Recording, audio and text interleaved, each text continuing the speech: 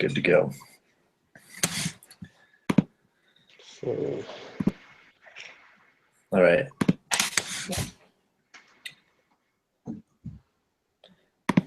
Guess I should have the questions pulled up. Yeah, so the first question, it says, assess this venture from Jim Sharpe's perspective. Let me read what I wrote before I start answering that. what I wrote was, he's confident in his ability to turn a manufacturing business around. He is excited, but I think he's also nervous. He views the business he purchased as potentially highly valuable with potential to produce 10 million in sales. Mm-hmm.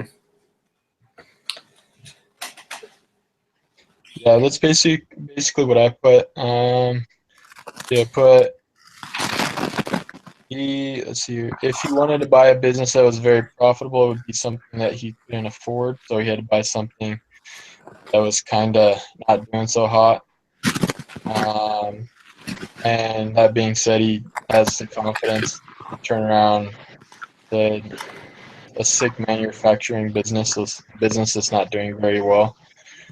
And then the fact that he was able to retain 100% ownership, he liked a lot. Yeah, and I mean, he knew that there was going to be a lot of work, so he was ready for it, I guess. Yeah, he has some pretty strict criteria. So, I mean, what did he start out with, like 600? Something like that? Yeah. So, Your sound's going crazy again.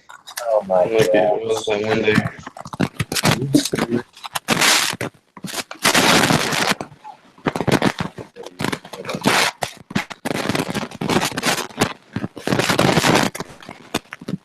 Still?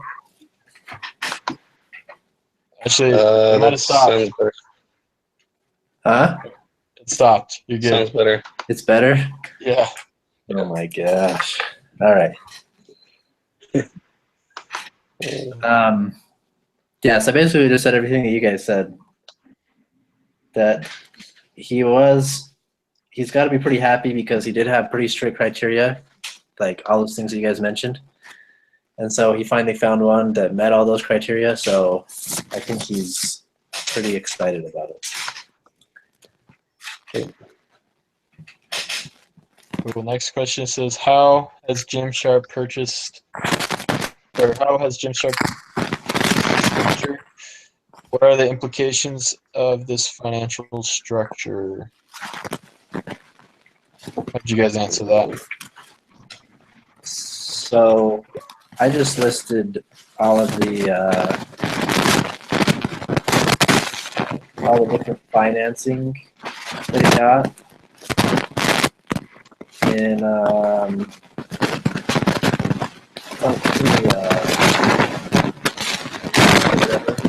Man, what's going on with your sound? Start it up again. Sounds like it's like windy or something.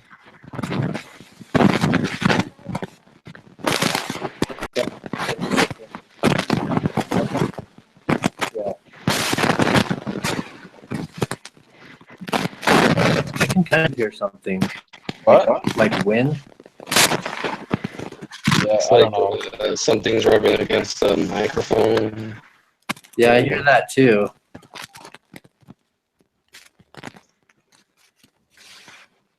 You still hear it? No. Not really. I'm so sick of this thing. It's time for a new computer. I know. Like, luckily Christmas is around the corner. Talk to my wife about that. Okay, so you can still hear me? Yeah. So there's all those financing things on, it's like page 16, the appendix. So I just kind of went over those. Like he had $100,000, and then he had The seller is providing financing in the form of a $700,000 note. And then, yeah, all those things. I just went over all those things and listed them. Yeah. Put that in my answer. Is there anything else, or is that what he Yeah. actually did, or is that what he was planning on? Well, that's what I mean. That was the plan. I listed out all like the contingencies too, like all the other things that they agreed upon. Like, Oh yeah. Let's see here. Like, he wasn't allowed to purchase any other companies. That he could only. I think in one of the exhibits it mentioned he could only pay himself $60,000 Yeah. a year salary. And then he had to cover health insurance for him and his dad, or previous owner, for the next 5 years. And that basically, if he broke any of those covenants, that he could potentially lose the business. It'd go back to the previous owner, and he could do whatever he wanted with it to get his money out, whether that's liquidated or whatever. Yeah. Wouldn't he get back like 99% of it or something? Yeah.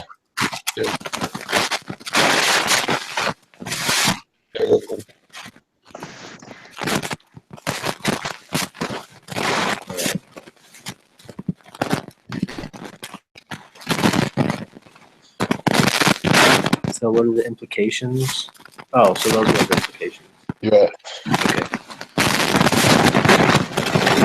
So what should he do on his first day?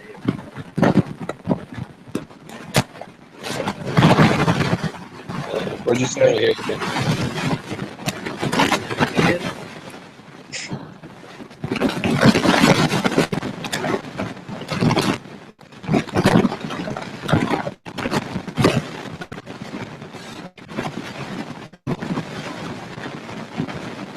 Yeah, I don't know. If you're not doing anything different, I don't know why it's going in and out. It's kind of weird. Maybe your microphone's just going out.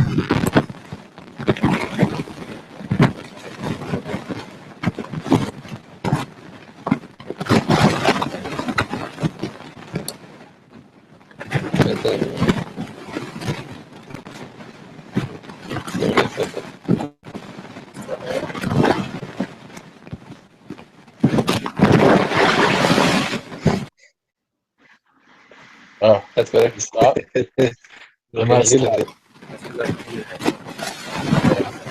No, I didn't. So,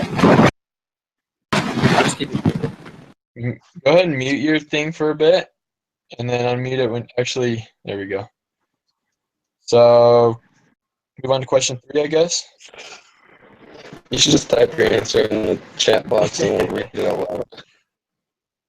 All right, let's just, I guess, move on to question 3. What should Jim Sharpe do on his first day as owner of Extrusion Technology? I mean, what do you think, Josh? I don't know if they were looking for a specific answer, but I just put that I think he should show him his vision of the company, talk about his background, and assuring that things will get better for them, Yeah. and help them not feel afraid of changes to their jobs. But I think that if he showed them like what his goals are, they should get them excited too. Yeah, that's basically what I put. I mean, you got to gain the trust of all the employees, and that's going to be huge. I mean, from what it seemed like, the previous owner wasn't like 100% committed. It sounded like he might have had something else he was working on. I can't remember exactly what it said. So I mean, just the fact that he's 100% committed, I think would help gain the trust of all the employees, get everything running a little bit smoother. And I think that he also needs to put getting in contact with like with their customers also would be a good idea. Yeah. And kind of share the same thing with the customers, because the company didn't have the greatest reputation for, I mean, it talked about, what did it talk about? Like quality, delivery, just general business practices. So I think talking to the customers would be pretty important as well. Yeah. Definitely. And then maybe even ask for advice. I mean, it's not something that he's been doing. I mean, that company, he doesn't have necessarily a background in exactly what they're doing. So kind of, I guess, humbling himself and asking for advice on what the employees think he should do. Maybe something that could help out as well, just to kind of earn the trust of the employees. Because it sucks Should when do like that. sucks Should when do an somebody episode just. of What do you say? Undercover Boss. You should do an episode of Undercover Boss. Yeah, You heard that show? yeah, Hey, can you guys hear me? yeah. Yeah. Did you switch computers? I did. Nice. So can I exit out of this one? No, because you started the I'm recording. just gonna leave it muted. Yeah, just keep Okay. it muted, and then it should work. Okay, perfect. Jeez. Cool. Okay, I'm gonna turn Did you the. catch what we were saying? Did you? Yeah, I did. You have anything to add? So I would, yeah. So I like all those ideas. The only other thing is, where was? I think they have to do something with like the financial stuff. Kind of like Josh was saying. But there was a part in here that talked about how they were. Oh, he says the amount of raw material being purchased was far greater than what was needed Yeah. for maintaining production. So I think he kind of just needs to go over everything, like all the accounts and everything, what's needed. Kind of just like basic like shopkeeping stuff. You know, just to kind of get a feel for the company, and so he can determine. I don't know what's I think use, that what he's good at that. Yeah. No, What's that? that's good. So I think that's one of his strengths from his experience. Yeah. Anyways, but yeah, I agree with all that. Cool. Yeah, I mentioned that in the next question as well. It says, what should his action plan be for the next 6 months, next 12 months? What should his priorities be? So I talked a little bit about that. Just kind of how they had way too much inventory or whatever you were saying. I mentioned that maybe hiring somebody to deal with that could help out a lot. But as far as like priorities, like they have a bad reputation for quality, delivery, and general businesses. So I think working on those things should be priority. And I guess more specifically, I talked about maybe kind of going over like all the machines and seeing if there's anything that needs to be done, because they're pretty old. So maybe that's why they don't have very good quality.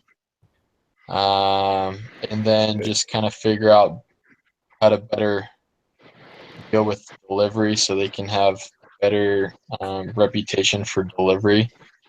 And then that being said, they can potentially deliver out to even like further states, kind of opening up their potential customers. Yeah, and I probably mentioned a couple more things. What'd you guys put? It talks about one of his priorities was to pay off debt. It's kind of hard. It's kind of tough at the beginning, but To what? To pay off the debt? Nothing. Start working on paying off debt. Oh yeah. But their like main machine, the extruder, whatever. Yeah. It's some.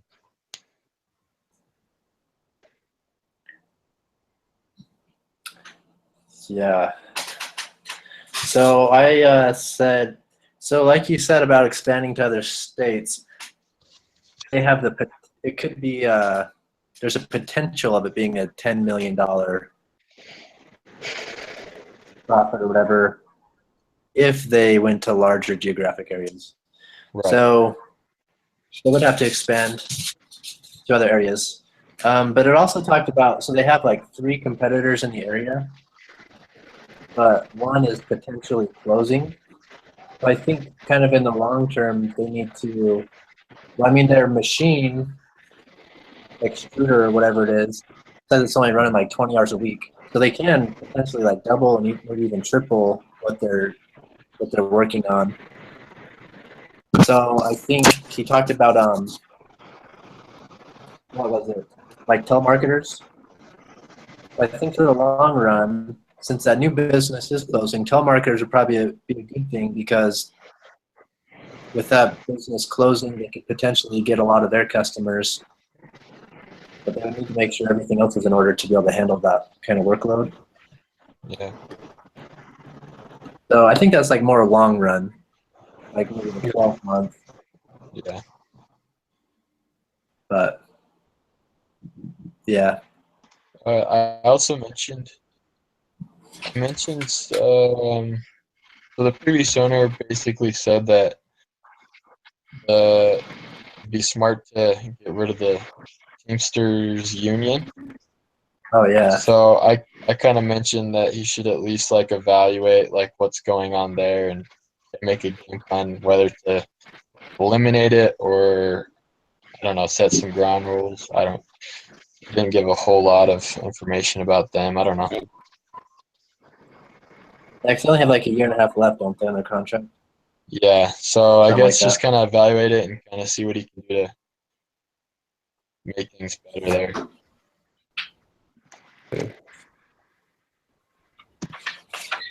Yeah, I agree.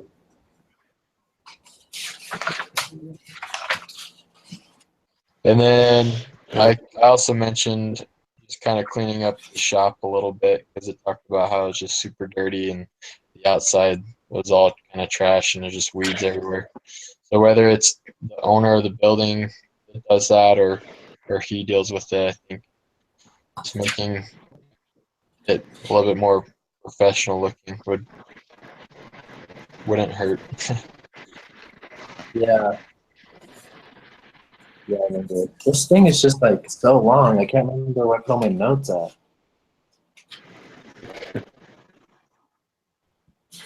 Anyways, he also talked about like capital investments of like $240,000 over the next few years.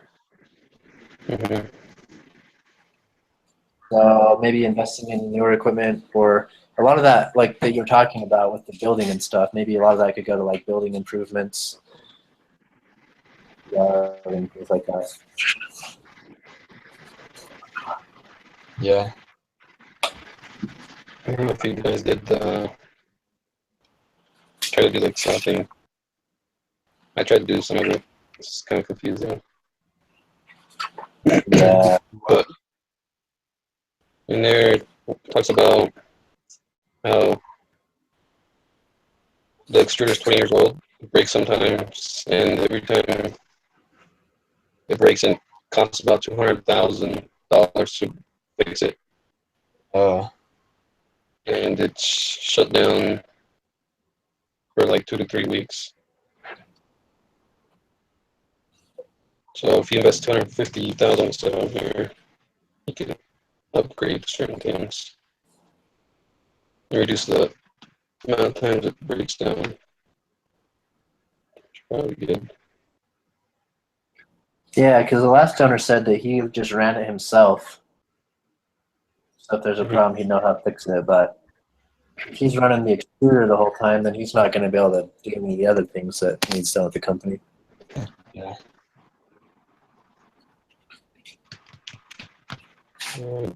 Did you guys open it up with that Excel worksheet? Yeah, that's what I was reading from mine. Yeah, I was trying to like do stuff and it just wasn't working for me. Yeah, Yeah, the first part I didn't understand. The debt I equity, kind of like did I was trying to do the calculations and it wasn't working. Like for some reason just kept zeroing out. I don't know. I couldn't figure out why it was not working. Anyways, yeah, I have the same problems. oh well. It's not something that I don't think we have to turn that in, so I'm not gonna worry about it. Should we go on to question 5? Yeah. So Did Jim make the right acquisition? I don't know. I kind of had a hard time answering that. I think that I guess in his situation, it wasn't a terrible decision. I'd be definitely leery about making that decision with everything. I think the biggest thing that kind of threw me off is the fact that the previous owner was like, you can't talk to any of the employees or any of the customers. And that to me is just like a bad sign. That it's like he's trying to hide something, or I don't know. yeah, Yeah. I initially thought that, and then I read that other. Well, I kind of skimmed over that other one, the other Harvard Yeah, they talked about paper. buying businesses. Yeah. Yeah, and it said something about like when you're going to buy businesses, most companies won't like they'll just give you the unless it's like bankruptcy and then that stuff is like all public. They said for the most part they don't want you like talking to anyone, especially if they're successful, because they don't want you to find out all this information about them and then end up not buying the business but going Yeah, I all guess those that's ideas true. and stuff. So I initially thought that, but after reading that paper, I kind of, I don't know, I still think it's kind of weird that you couldn't talk to anybody or anything. But at the same time, if he has like ideas or something that he doesn't want to get out, I could see that might be an issue. Yeah. Let's see. I don't know. I think that his buying press alloys wasn't all that bad, just because I think he knows what to do, and he already like there's problems that can be fixed. It's almost like the other corner just didn't have time or something. Or Stop trying. yeah, I wasn't trying that hard, but there's a lot of things that he can do to improve this business. Yeah. And some of them are pretty easy to know what to do. Yeah, I guess that's a good way to look at it. Yeah, I think it's kind of like you said, Taylor. It's probably a good buy for him. You know, a lot of other people might not have done it, but I mean that he wanted it cheap, so he wasn't going to get a well organized business right away. Yeah, I'm sure you know what you pay for. So. But then again, I mean, he did put a lot of risk. You know, his wife is pregnant, like all this other stuff at home. They've been into a lot of debt. So there's a lot of like liability on his part, a lot of risk. Especially after the owner made him do specific, like couldn't do specific things to make sure he didn't go bankrupt. Yeah. Just to, Yeah, because if it failed, you wouldn't really get anything out of it. Yeah, I mean, to me, it seemed like the previous owner didn't necessarily have the confidence. But I guess at the same time, he just wanted to make sure that he was going to get his money. So yeah. And it does seem like, I mean, they don't have super great profits. Yeah. The last year, they were starting to get profit. There's income. So, I mean, there's always potential, I guess. Yeah. He's had all this experience, and so he can see these things that are wrong with it. I think that's a plus too. Yeah. So anyways, I would say for him, I think it's a good deal, although it does have a lot of risk. Yeah, I guess that's kind of my opinion. Definitely risky, but I mean that's kind of what he was getting. He knew he was getting himself into that with all his everything he wanted. Just a cheap business that he can fix up and turn around and make better. It's going to be a lot of work. So he got what he wanted. Yep. Did you guys by chance look him up? I did not. You guys want to know what happened? Uh-oh. So that, I mean, everything I've said is just kind of my opinion before I looked him up. But yeah, I looked him up, and he sold the business, I think, in 2008 for about over $30 million. So Oh, came out wow. ahead. Nice. So Well, definitely risky, but paid off. I think it's a good idea for him to invest in that company. So. Yeah. Especially if he wasn't thinking long term. It would be more motivating, probably, Yeah. to sell it. So he could do something else. Well, is there anything else? That's it. So we're going to meet tomorrow then? I have another video call coming in. It's 7:50. Oh, great. Okay. I guess we'll just meet 6:30 tomorrow then. All right. Cool. See you Okay. guys. We'll see you guys tomorrow. All right, bye.